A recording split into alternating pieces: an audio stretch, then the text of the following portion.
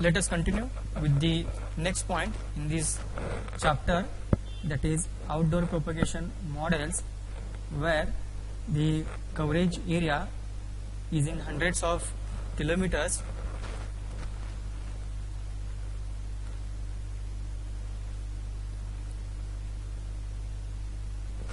So in case of outdoor propagation model, we will look to the propagation from transmitter in an outdoor environment, that is in the actual environment, where the coverage area around the transmitter is called a cell, and the coverage area is nothing but the area in which the path loss is at or below a given value.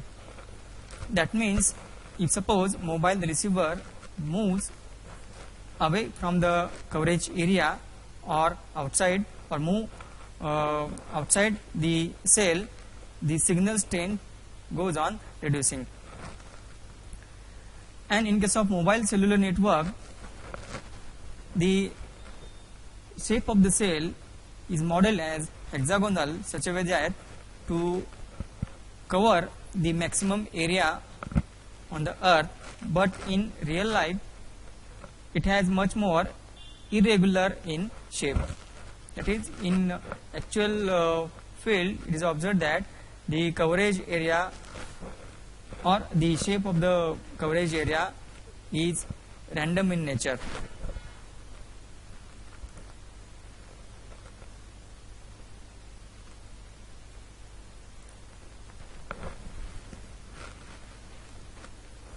Then the adjustment of the transmitting antenna is done such a way that to cover maximum coverage area. So by applying with the antenna, that is by tilting and by changing the height of the transmitting antenna, we can change we can change the size of the cell as well as the coverage area. So in this picture we can able to see the transmitting antennas are mounted on tower.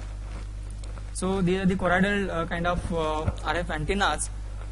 So by changing the angle or by tilting these antennas, the coverage area can be increased or decreased,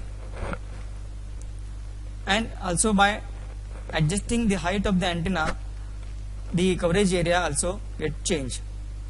So about the hexagonal in shape of the coverage area, so here we can able to see the hexagonal shapes, honeycomb kind of structure, where in each honeycomb each honeycomb or cell, a single base station is observed. So here we can able to see in each cell the mobile towers are there, and dark color dots are nothing but the mobile receiver or mobile stations. And all these coverage areas are connected with each other, and it is shown in dark black color line, that is the current coverage area, and dotted line indicates original coverage area. So here all these cells are connected with each other with the help of mobile switching centers.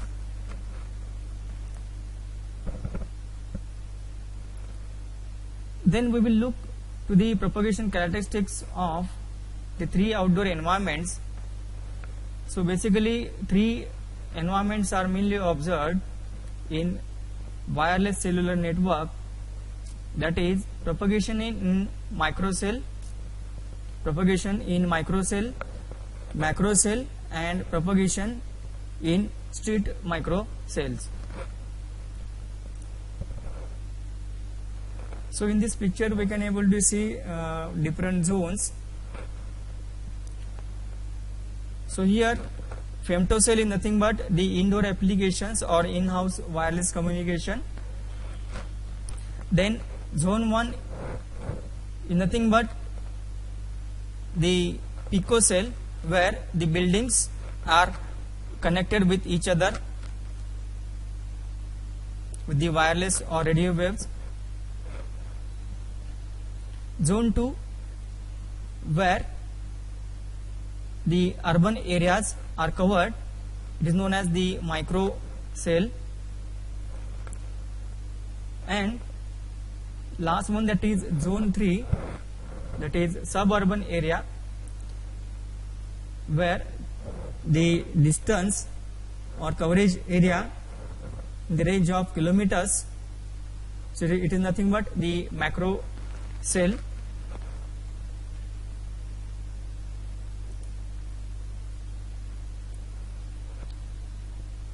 So about macro cells, so here it is observed that base stations at high points. So in this picture we can able to see the macro base station or tower is able to communicate with the mobile stations or cell phones.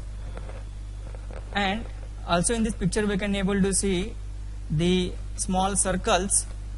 So these are nothing but the small base station, that is macro cells. So all these small base stations are able to communicate with the mobile stations as well as the macro cell base station.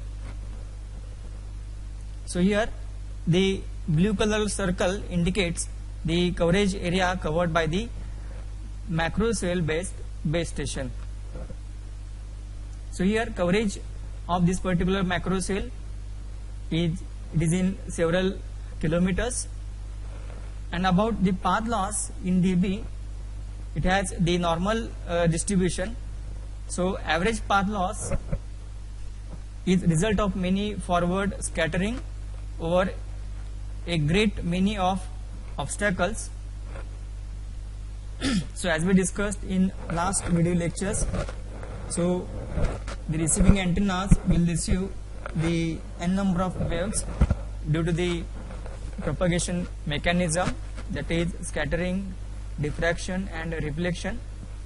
So each contributing a random multiplicative factor, and it is converted to dB, which gives a sum of random variables. So in the last video lecture we discussed the two main parameters in the path loss, that is exponent factor and the random factor. So due to the randomness of the radio wave, due to the mechanism of scattering, diffraction and reflection, this randomness factor is need to consider.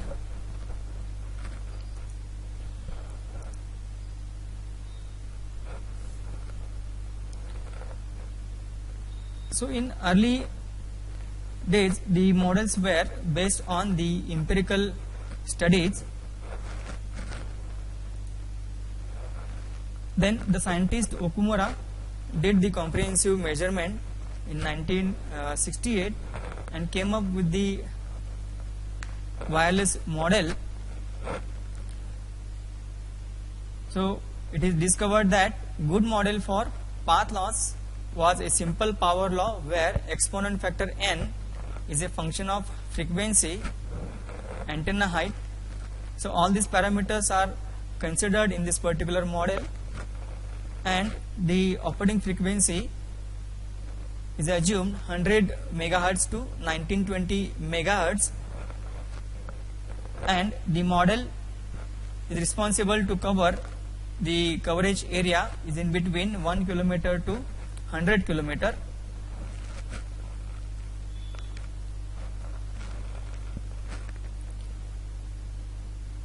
So this is the expression for this particular Okumura model, that is expression for the path loss. So L50 of D in dB is equal to LF of D plus AMU of FD minus G of HT minus G of HRE minus G area. So here L50 is nothing but 15 percentile or median of the path loss. that is the values obtained for the path loss and the median of that, or 15 percentile. Then LF of D is nothing but free space propagation path loss. AMU of F comma D is median attenuation related to free space, and it is obtained by using Okumura empirical plot, which is given in the book. So I will show that particular empirical plot in the next slide. Then GHTE, G of HTE is the gain factor of the base station antenna. So base station antenna height gain factor. The same way GHRE, mobile antenna height gain factor, that is receiver antenna height gain factor. G area, so this is the gain due to the type of the environment. Further he found that GHTE, G of HT, that is base station antenna height gain factor, varies at a frequency of 20 dB per decade, and the gain factor of the receiving antenna varies at a rate of 10 dB per decade for the heights less than 3 meter. So according to this, the expressions we can write. So G of HT 20 log HTE by 200, where the height of the antenna is in between 30 meter to 1000 meter.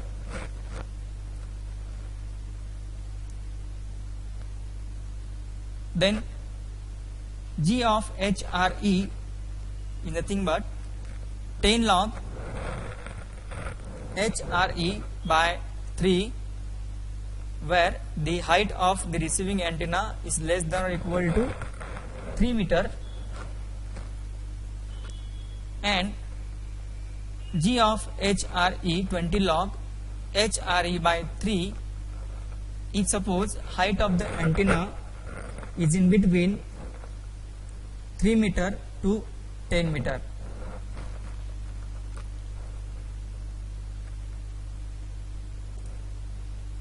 So this is the empirical plot.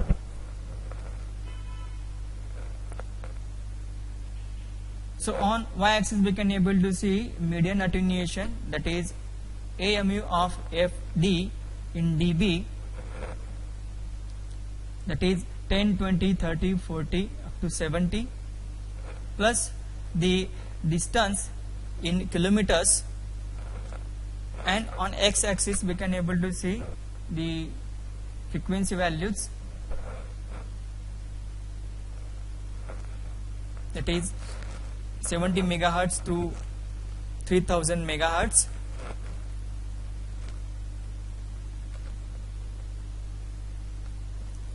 So for different distances, that is 1 kilometer to 5 kilometer, 10 kilometer, different attenuation values are obtained. So if suppose if we assume at operating frequency 100 megahertz, if suppose distance 1 kilometer, and if we increase the frequency, so it is observed that the gain value or median attenuation in dB also get changed. In the same way, it is observed that for 5 kilometer also it is changing approximately from 21 or 22 dB to 25 dB. So in the same way, all these values can be obtained with the help of this empirical plot, where the height of the transmitting antenna is kept 200 meter and height of the receiving antenna 3 meter. So this is for the urban area, that is plot for the urban area.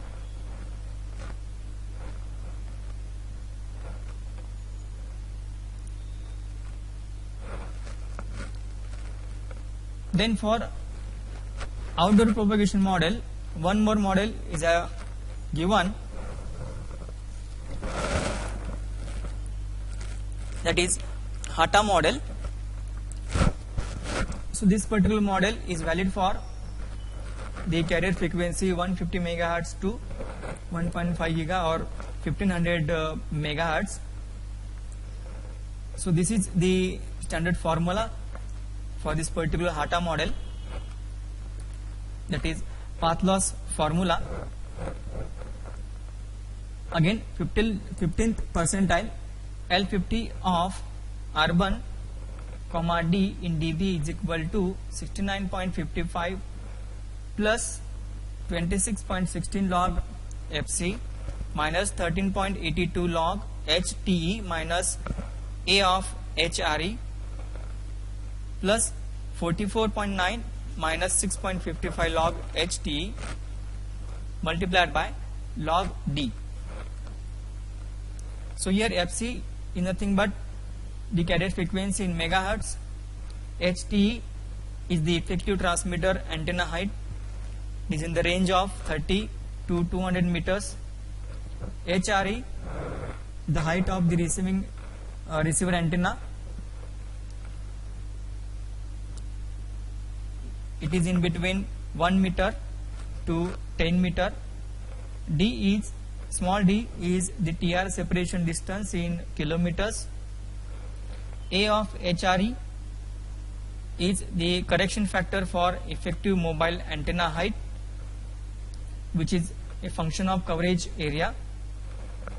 So A of HRE we can write 1.1 log FC minus 0.6 multiplied by HRE minus 1.56 log FC minus 0.8 dB for small to medium size city.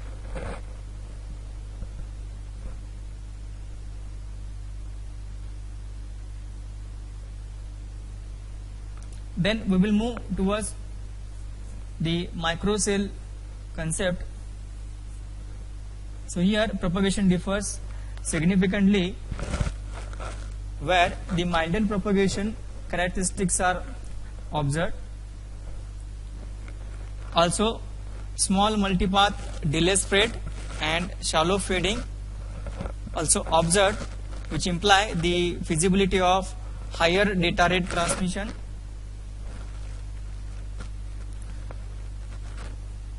So this particular microcell concept mostly used in crowded urban areas.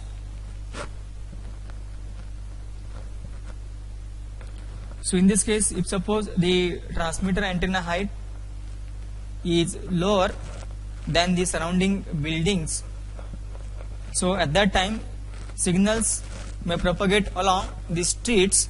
So at that time one more concept is need to consider, that is street microcells.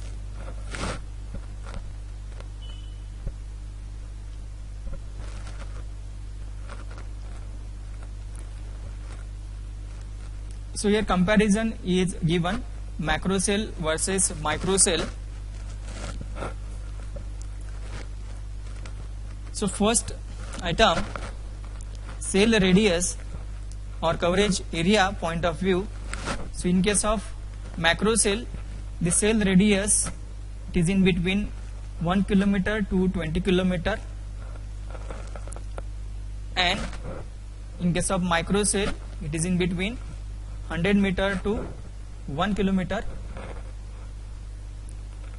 Then for this particular kilometers of the coverage area, the transmitted power in case of macrocell it is in between 1 watt to 10 watt, and in case of microcell it is 0.1 to 1 watt.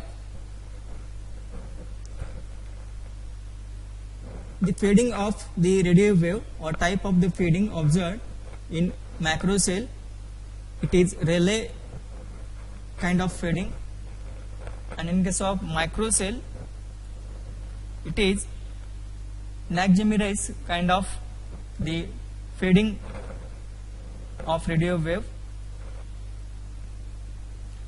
Then RMS delay spread.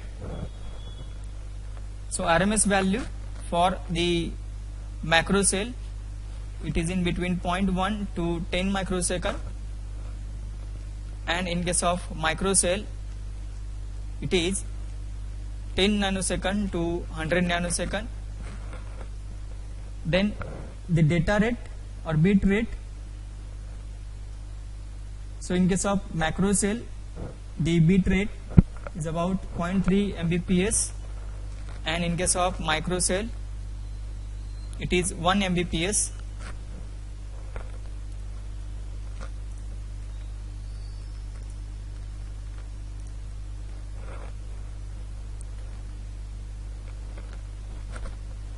Then about the street microcells, most of the signal propagate along the street. So as we discussed, or as I said a few minutes before,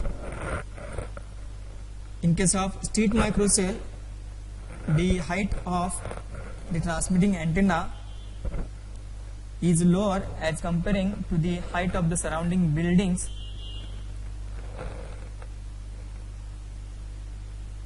So due to this reason, most of the signal propagate or signal power propagates along the street. So here the signals may reach with LOS, that is line of sight path, if the receiver is along the same street with the transmitter.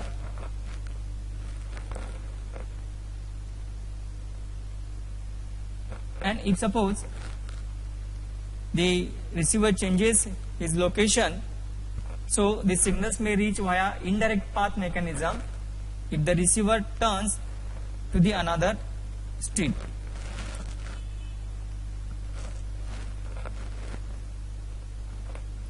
So in this diagram we can able to see the blue color blocks are nothing but the building blocks, and A, B, C, D, these are the locations of the receiver.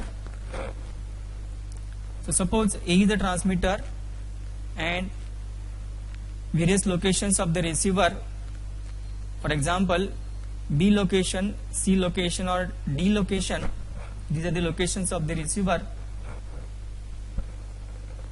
So suppose the location of the receiver